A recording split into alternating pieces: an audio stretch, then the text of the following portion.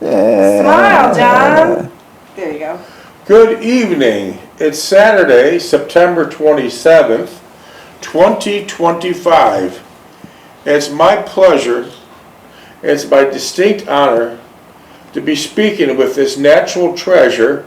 Oh, brother. Yeah, Mr. John J. Jeckovich. How are you doing today, Mr. Jeckovich? Great. You're looking well. I see that's the, what's that, the 30th or 40th new sweater you got? That's look good. Yeah. 30, his, believe me, you people don't know, but his closet is the size of a master bedroom. I don't think he washes, I think he just buys new every day. But you look good in it. Hey, how was your dinner? Good. Dinner was not great today. It wasn't good? Yeah, I don't know what the hell Let's I fire was the doing. cook. We've been going through a lot of cooks. Let's fire them. We went through a couple drivers and assistants last week. We'll fire them. I mean, Yeah. what do we got there? Yeah, we're good. You good? Yeah. I'm going to go hang. So Mr. Jeckovich was born in 1925.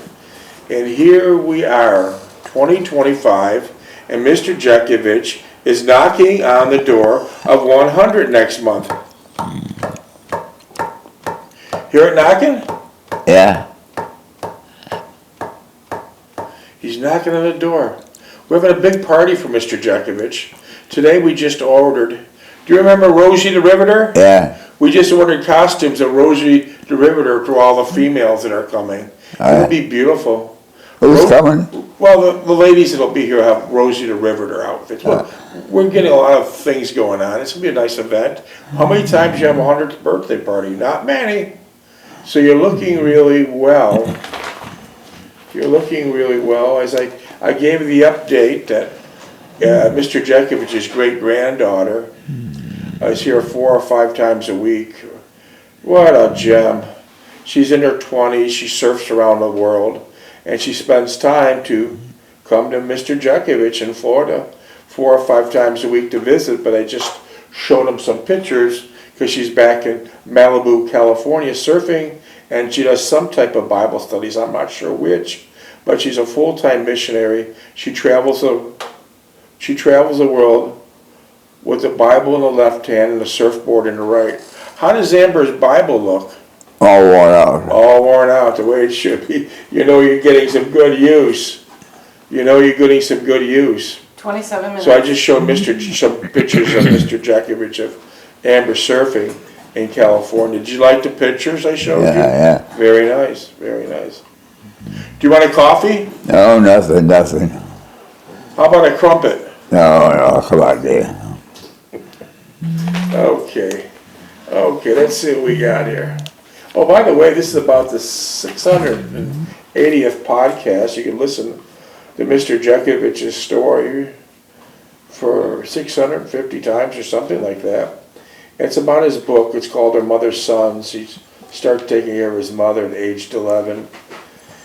It's her mother's demise at 89. Yeah. Mr. Jeckovich was from Company H, the 2nd Battalion of the 291st Regiment of the 75th Infantry Division of the U.S. Army during World War II. Mr. Jeckovich lives by the motto, yesterday is history, tomorrow is a mystery, and today is a gift. Yeah. So Mr. Jeckovich was drafted into the U.S. Army, and when he went in, he was affectionately called the Diaper Division. How come? 19 years old. 19. What was that code? Huh? What's the code there? 33. Yeah, the code is 33, and it's 19-year-olds. And you might not understand this, but there's a huge difference between a 19-year-old and a 25-year-old.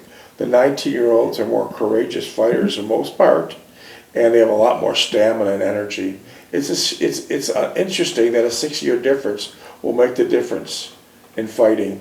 They put all these boys right on the front line, and many of them didn't come home, but many of them did a great job. Mr. Jeckovich during World War II, he was in the Battle of the Bulge. He held Bastogne. So he was at the wrong place at the wrong time in Bastogne.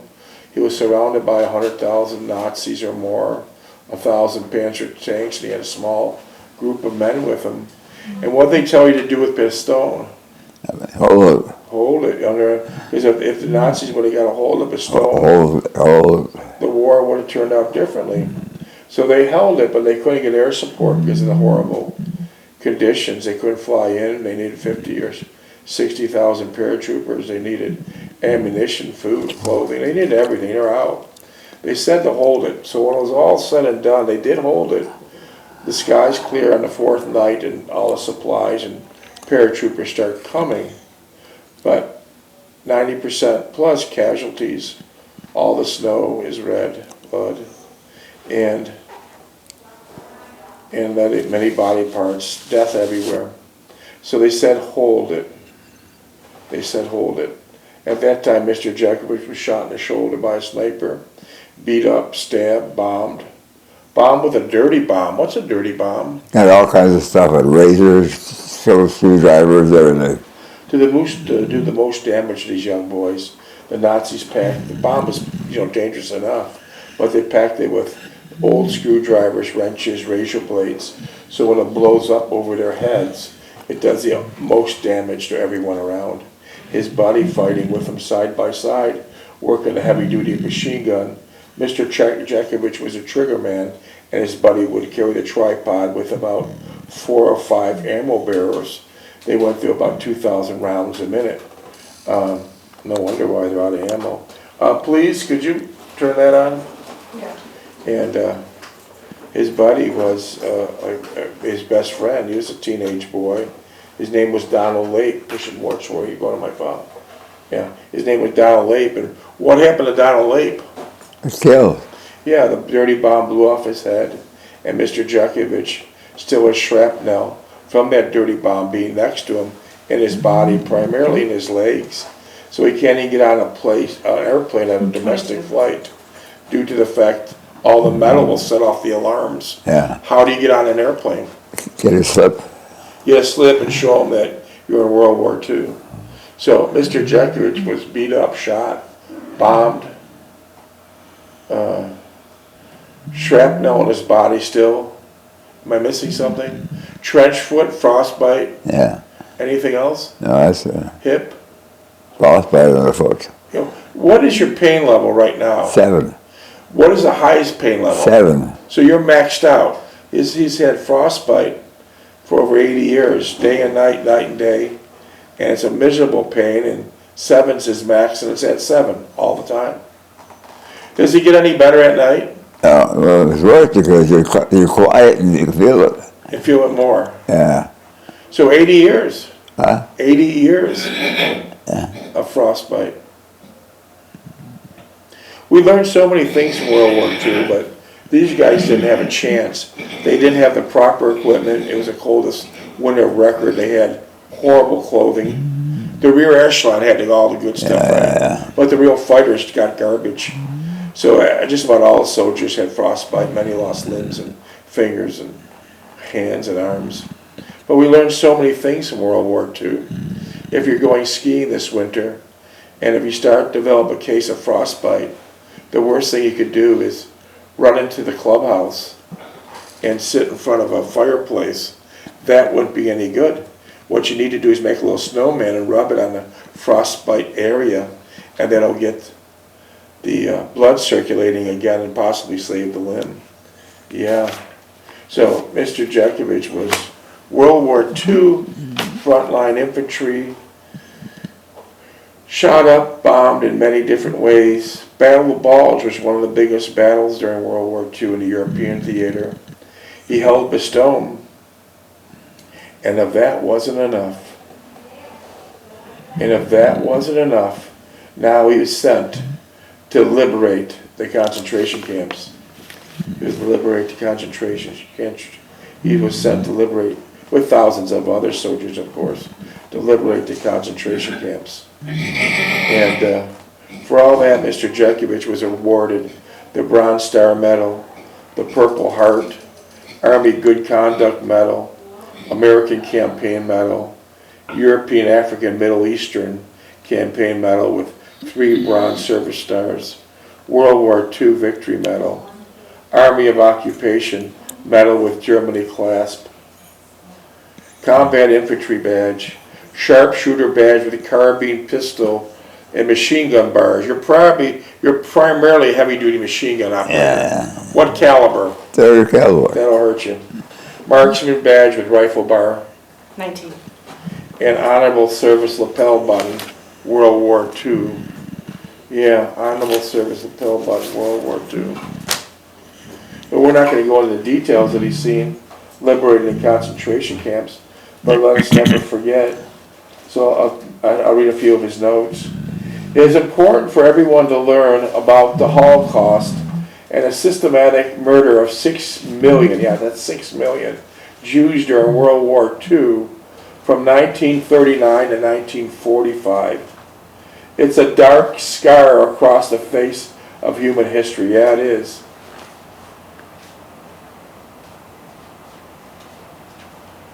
Your understanding of the Holocaust is essential.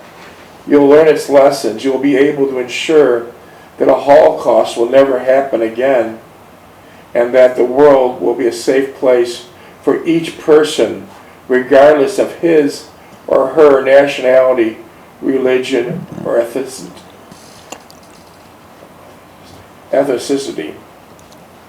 And Nazi Germany added a dangerous new element to the familiar concept of dislikes and unlike. The Nazis introduced the idea that an ethnic group whom someone dislikes or hates can be isolated from the rest of the population and earmarked for total destruction without any possibility of survival. Yeah, here we go. You want to see if that's still in focus, please? Stand by. Stand by. Yeah. Okay. The Nazis chose Jewish people for their fatal annihilation. Their definition of Jews was uniquely racial one. A person with Jewish blood to the Nazis was a person with even one Jewish grandparent was a Jew. Yeah. Even if it goes back that far. And that person is to be killed. They killed 16 million. Killing is a subtle word. They tortured. Things you wouldn't believe they did. The Germans rounded up Jews in countries and they were occupied during World War II. They built death camps equipped with the most sophisticated technology available in order to kill the Jews with the assistance of collaborators. Collaborators are simply non-Germans who are willing to help. They're evil too. They murdered more than 6 million Jews. Among the victims were 1.5 million children and teenagers. Horrible, horrible things. A pregnant Jewish lady would have a baby, feed the baby to the German dogs. Horrible. These Jewish children, like Jewish adults, had no options. They were murdered because they had Jewish blood, and nothing they could do to change that. It's a fact. Such a thing had never happened before in recorded history, despite the fact that genocide, deliberate destruction of people of one ethnic, political, or cultural group, had occurred. In the past, victims of the oppressed people were usually offered an option to avoid death. They could change their religion or be expelled to another country. But the Nazis' concept of racism did not give the victim any possibility for survival, since a person cannot change his or her blood, skin color, or eye color. There's no options. These animals just destroyed the Jewish people. They're animals. The few new non-Jewish people, known as righteous among the nations, saved Jews from death. They felt that they were the brothers and sister keepers, but they were in a minority. The majority were collaborators or bystanders. During the Holocaust, several young children were saved by these righteous Poles. Yeah. The majority of the family, the Jews, many of whose families had lived there for 900 years, wow, were murdered by Nazis with the assistance of local collaborators. Photographs of those who were murdered gazed upon visitors to the Tower of Life exhibited that I designed for the United States Holocaust Museum in Washington, D.C. We must learn the lessons of the Holocaust. We must learn to respect one another regardless of differences in religion, ethnic background, race, since all belong to the family of humankind. Yeah. The United States and Canada are both countries of immigrants, populated by many ethnic groups, inland such as diversity, dislike of the unlike. The Nazis' idea, usually racial, classification as to destroy other humans, is dangerous to all of us.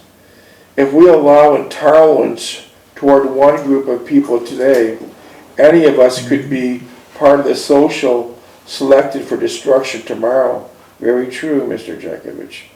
Understanding and respecting one another regardless of religion, race, or ethnic background is essential for coexistence and survival. Many teenagers during the Holocaust shared their experience of life during the war and the days of liberation. That's when Mr. Jeckovich stopped him. Their messages about their families, friends, suffering, survival, liberation, and rebuilding a new lives, and deeply inspiring. They were important because these survivors are among the last witnesses. This is the last witness. Look into your phone or look into your TV screen. Mr. Jeckovich is one of the last witnesses. That links to what happened during the Holocaust. I hope that Mr. Jeckovich's story will encourage you to build a better, safer future with justice for all. Yeah. The Holocaust is not an easy subject to talk about. It's been renting space in Mr. Jeckovich's head for over 80 years. The Germans under asswipe Adolf Hitler and those who collaborated and willingly agreed to work with them murdered 6 million Jewish men, women, and children during World War II. The numbers alone seem too large to comprehend. Yeah, they are to me. Tragic and cruel events happen in history and continue to happen today. But no other event was as wide-ranging in scope, as devious in its planning and execution, as it's horrifying in its use of modern technology. Human beings and families and communities that lived in Europe for centuries, some lived there 900 years, right? Yeah. Were destroyed. The Nazis deceived their victims in many cruel ways. Remember, Nazis were very clever and cunning in selfish ways, in cruel ways. Though they treated Jews like animals, Nazis deliberately confused them into thinking perhaps everything would be fine. They gave false hope to the people they deported right up to the doors of the gas chamber, which were disguised as shower rooms. Their victims would be far less likely to resist as long as the Germans hid the truth. That they, the parents and the children, were going to be starved, worked to death, gassed, or shot. By hiding this information, the Nazis and their collaborators destroyed millions of people. Nevertheless, some did resist. Their resistance took forms of armed, unarmed, and spiritual. Armed resistance involved the use of weapons. Unarmed resistance did not. Spiritual resistance concerned the refusal of a person to be crushed by the Nazis. Resistance occurred when the Nazis imposed their rule. In the cities, the ghettos, and the camps, people risked their lives to resist. In the forests and the cities, resistant fighters, known as partisans, fought together against the Nazis. Many who resisted were killed. Some their names are celebrated throughout the world. Most are not, they're all forgotten. Only a minority of Europeans, Jews, were somehow able to survive the horror as the Holocaust that lasted 1939 to 1945. But Hitler's goal of murdering Jews was first imagined many years later. Yeah. Wow. Unbelievable. It started on January 30th, 1933, before World War II. Adolf Hitler became Chancellor of Germany even before winning the election that brought him to power. Members of the Nazi party would prowl the streets and beat up their opponents, especially Jews. What fucking animals. 2 months after Hitler took office, on 33 of April 1, the Nazi parties declared a day-long boycott of Jewish-owned businesses and stores, and this is where it's going to start to begin. The same year, one of the first concentration camps was opened to hold political prisoners. The Nazis took control of all of Germany, and they also took control of the newspapers and radio broadcast. By the mid-July 1933, all political parties other than Nazi parties had been banned. In 1935, the Nuremberg laws were passed. These stripped the Jews. Nuremberg law were passed.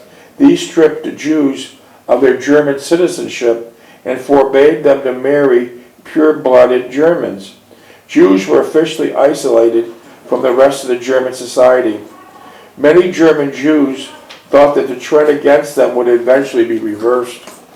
They considered themselves Germans first and Jews second, especially those who have served bravely in the German army during World War I. So a lot of these Jews fought on German side in World War I, and now look. Over the previous 100 years, the German Jews had steadily won rights that made them equal with non-Jews. Jews actively contributed to all professions, and they're often excelled, yes they did. As each new Nazi restriction was imposed, most Jews believed that the conditions had gotten so bad they would not get any worse. Oh wow. They waited for the Nazis to fall from power. Wow. 1938, a Nazi official was shot by a German-born Jewish teenager whose parents were just expelled from Germany. 2 days later, the Nazis used this as an excuse to destroy thousands of German synagogues, rape Jewish women and girls. What animals.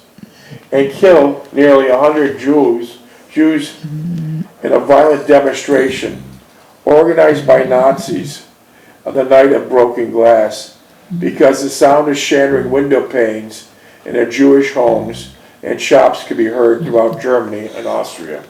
So now here you got German families that have nice homes and they have storefronts, and that night where they killed and raped the Jewish girls, it was called the Night of Broken Glass because they shattered all the windows. Many Jews who could get visas managed to leave Germany and Austria. Many others tried but could not. They were unable to find a country that would accept them. Wow. Conditions in Germany, Austria grew progressively worse for Jews. 1938, a plan created when Hitler would annex Austria, 39 German-occupied parts of Czechoslovakia. Just under 6. Huh? Just under 6. Germany invaded West Poland, 1939. Your mother was from Poland, but she was out of Poland by 1939. Oh, yeah. Your mother was living in Niagara Falls by then. Yeah, she was a kid. Yeah, could you imagine Yeah. then if she didn't leave Poland? Wow. And World War II began. The Polish army was defeated in a matter of weeks.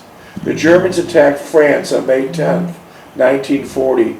Belgium, Holland, Norway, and Denmark were conquered soon after.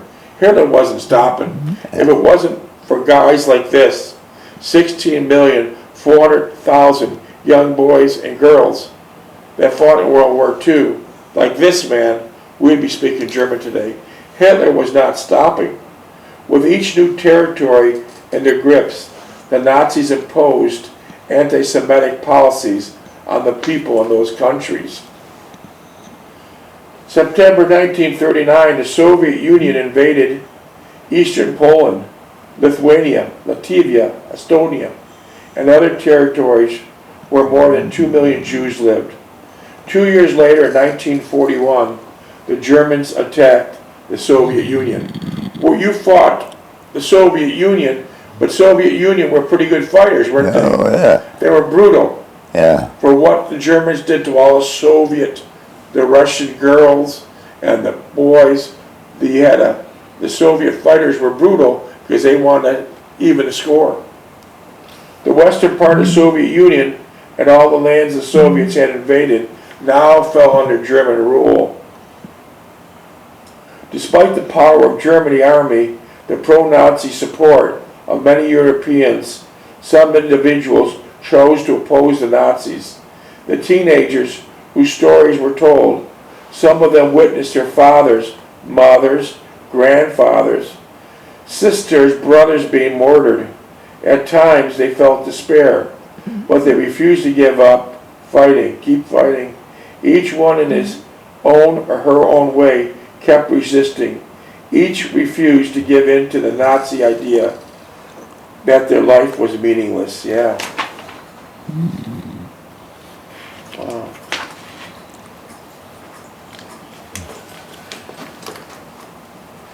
Three minutes. Hmm? 3? Wow. You and thousands of other beautiful World War II Army soldiers liberated the concentration camps. When you got there, what were you told not to do? Don't feed them. Don't feed them. Why is that? Their stomachs are all upset. They're beautiful, beautiful men, 200, 190, 210 when they went in, down to 60, 70, 80, 90 pounds. They don't have enough energy to even lift their arm. Death everywhere. The stench of death everywhere. It was a horrible situation. And when they got there, the Nazis' offices still had the secretaries in them, lots of secretaries. And there was everyone's starving on the outside in these concentration camps.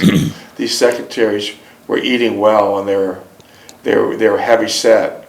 And so the army guys, they named them the fat fucks. The fat fucks. And so once the United States Army took over, they brought out these overweight secretaries and show them what was going on. Everyone, all the Nazis and all the townspeople, they had blinders on. They didn't think this was happening. They showed them. And they made some of the fat secretaries move out some of the dead bodies, help some of the living. And then later, they brought in all the townspeople from nearby to show them what was really happening. To show them what was really happening. Were there still soldiers there when you got into those camps? Were there still Nazis there when you got into the camps? Nazis? Were there still Nazi soldiers inside the concentration Yeah, camps? when the Americans or Allies came in, they scooted. They all scooted, yeah. And they all felt lost. And some of them started putting on civilian clothes like they had nothing to do. Yeah, they went to some farm. They had nothing to do with it, right? Yeah. And they tried to blend in as farmers or something else. So by the time you got there, all the Nazis were gone. Oh, They yeah. just left all the prisoners just to rot, to Yeah. die. Right? Yeah. During World War II, you were too young when we entered the war on December 7th, 1941, Pearl Harbor. You were too young. Where were you then when Pearl Harbor hit? I was skating out of jail quick. No kidding. You remember that closely? Yeah. Wow, you got a great memory. And what did your mother tell you then? She said, you gotta go. What's that? She said, you gotta go. You're going to go. What's the minute tell? 15 seconds. And that's what she told you. Yeah. And your mother was right. Yeah. Wow. And your mother was tough. Yeah. That's why you survived the war. Yeah. And plus, she prayed the rosary every night for you, right? That's it.